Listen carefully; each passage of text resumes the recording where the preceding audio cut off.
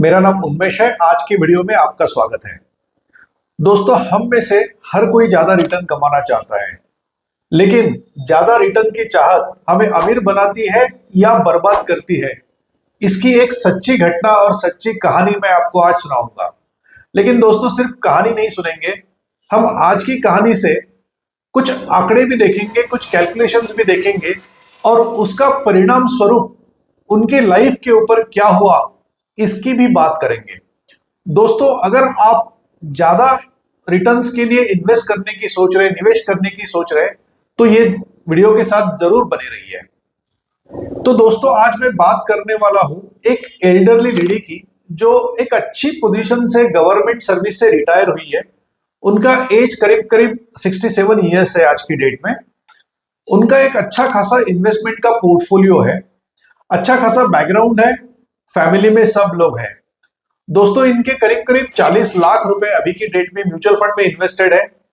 बाकी के 40 लाख रुपए इन्होंने लॉन्ग टर्म स्टॉक्स में डाले हुए हैं और अच्छी खासी इनकी निवेश चल रही है।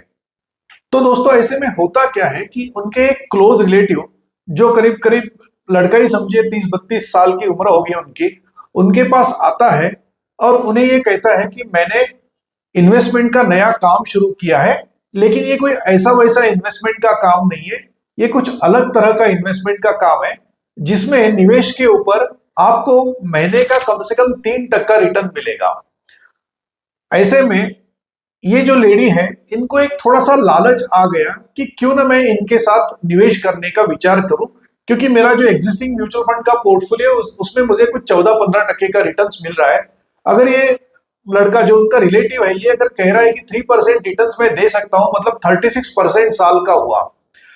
दूसरी बात, उन्होंने इस लड़के के लाइफ में पिछले 6-8 महीनों में कुछ चेंजेस भी देखे थे।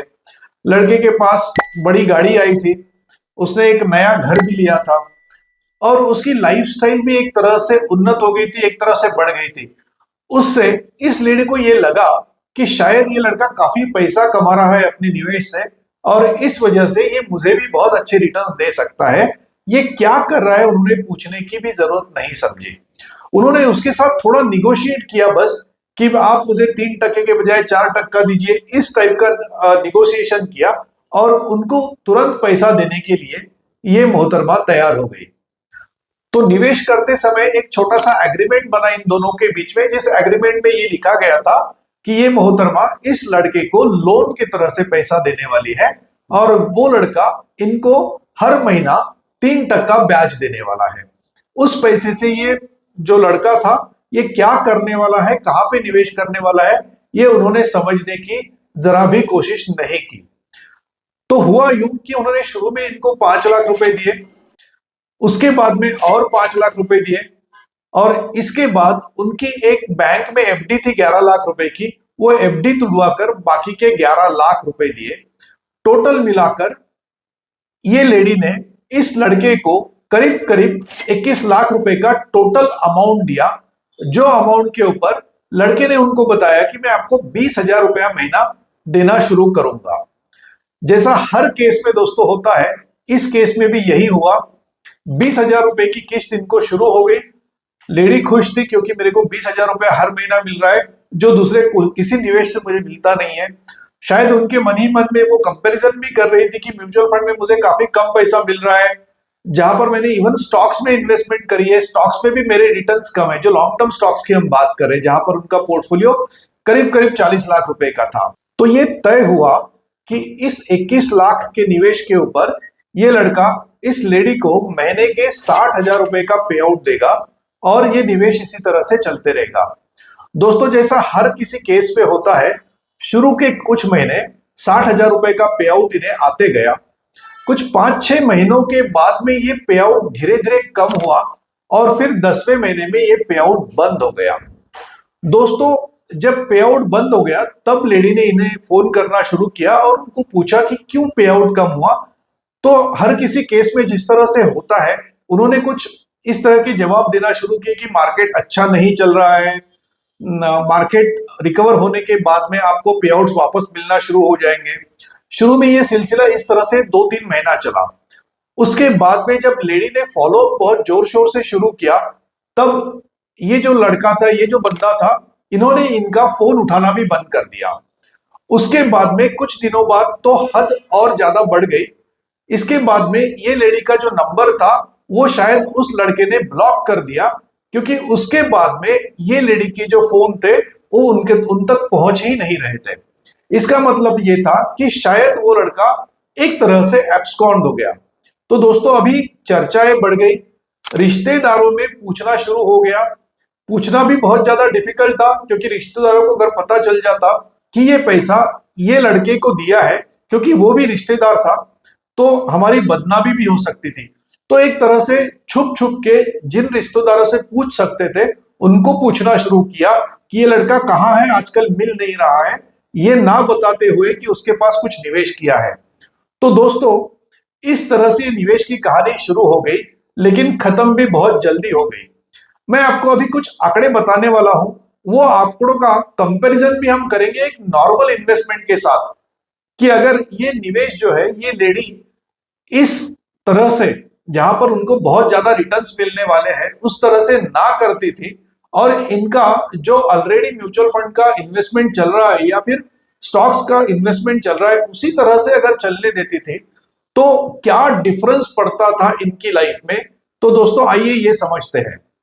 तो आपके स्क्रीन के ऊपर आपको दिख रहा होगा कि इन्होंने जो ट्रेडिंग के लिए एक्चुअली ये अमाउंट एफ&ओ में इन्वेस्ट करी थी, इसके लिए मैंने यहाँ पर ट्रेडिंग लिखा है कि अगर सक्सेसफुली ये ट्रेडिंग की जो रकम है ये उनको मिलती थी 3 सालों तक, तो क्या हिसाब हो सकता था। तो दोस्तों हमने यहाँ पर लिखा है कि 21 लाख रुपए इन्होंने निवेश किए हैं, और हम ये मान के चलते हैं कि इनका इन्वेस्टमेंट का जो पीरियड है वो 3 साल का है। 3 सालों के लिए इन्हें 36% एनुअल रिटर्न्स मिलने वाले थे, 3% जो हमने पहले बात की। अगर 36% एनुअलाइज रिटर्न्स इनको मिलते थे 3 सालों तक, और अगर ये राशि जो उनको महीने के लिए 60,000 रुपए मिल रही थी, ये अगर री इन्वेस्ट करते जाते थे हर महीना, तो इनका 3 साल के अंत में करीब करीब 61 लाख रुपए की राशि जमा हो जाती थी। 61 लाख रुपए की इनकी इन्वेस्टमेंट की वैल्यू बन जाती थी। लेकिन आमतौर पर दोस्तों आपको ये पता है कि जो पैसा पे आउट करके मिलता है ये री इन्वेस्ट नहीं होता है। तो अगर ये री इन्वेस्ट नहीं होता है तो उनकी जो अमाउंट बनती थी वो करीब करीब 43,68,000 की बनती थी 21 लाख रुपए के इन्वेस्टमेंट के ऊपर। इसका मतलब है 21 लाख रुपए के ऊपर उनको टोटल 3 सालों में मिलाकर करीब करीब 22 लाख रुपए का फायदा होता था। अभी दोस्तों इसको कंपेयर करते हैं नॉर्मल म्यूचुअल फंड की इन्वेस्टमेंट के साथ। तो यहां पर आप देख सकते हो कि अगर म्यूचुअल फंड में इन्होंने इन्वेस्टमेंट करी थी 21 लाख रुपए की और 3 साल के लिए ही इन्होंने इन्वेस्टमेंट की है, 12% के रिटर्न इनको मिल रहे हैं। इस 12% के रिटर्न के हिसाब से अगर मैं बात करूं तो इनका 3 सालों में 21 लाख रुपए का बन जाता था करीब करीब 30 लाख रुपया।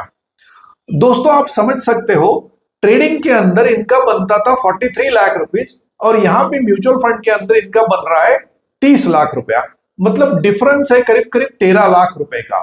तो जो रिस्क इन्होंने ली है वो सिर्फ 13 लाख रुपए की अमाउंट के लिए ली है। दोस्तों इनको हालांकि मिला है एक्चुअली में ओनली 2 लाख रुपीज। इन 6-8 महीनों के पीरियड में जो इनको पे आउट मिला था वो करीब करीब 2 लाख रुपए का था।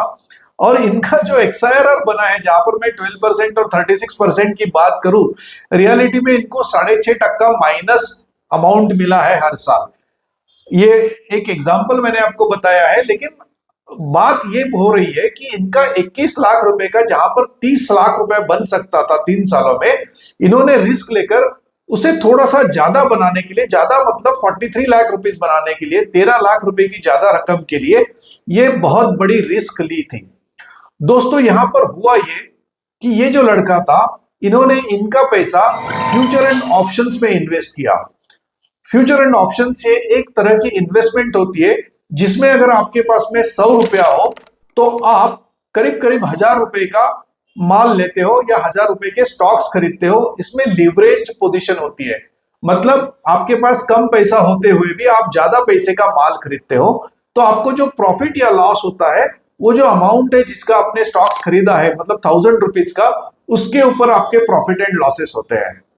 इसमें सबसे बड़ी बताने वाली बात यह है कि जो आप पैसा निवेश करते हो वो पैसा डूबने के बहुत ज्यादा चांसेस इसके अंदर होते हैं। दोस्तों सेबी ने कुछ दिनों पहले एक एनालिसिस किया एक स्टडी की, जिस स्टडी के अंदर सेबी ने यह पाया कि करीब करीब 91% लोग जो है वो फ्यूचर एंड ऑप्शंस के अंदर पैसा गंवाते हैं। तो दोस्तों ये लड़का तो 32 साल का था, ये कोई बहुत बड़ा एक्सपर्ट मार्केट में नहीं था, लेकिन शायद उसने इंटेंशनली ये चीज ना की हो, लेकिन उसको ये लगा कि मैं बहुत ज्यादा पैसा इससे कमा सकता हूं। और ये जो लेडी थी, इनका लालच इसमें उभर कर आया और उन्हें ये लगा कि मैं बहुत ज्यादा पैसा इसमें से कमा सकती हूँ।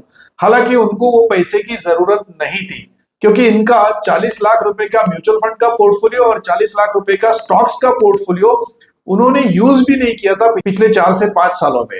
तो उनका ये पोर्टफोलियो ऐसे ही पड़ा हुआ था। इसका मतलब इनको बहुत ज्यादा पैसे की जरूरत थी, ऐसी बात नहीं थी। वेल टू डू फैमिली से आती थी। दोस्तों इसका परिणाम क्या हुआ?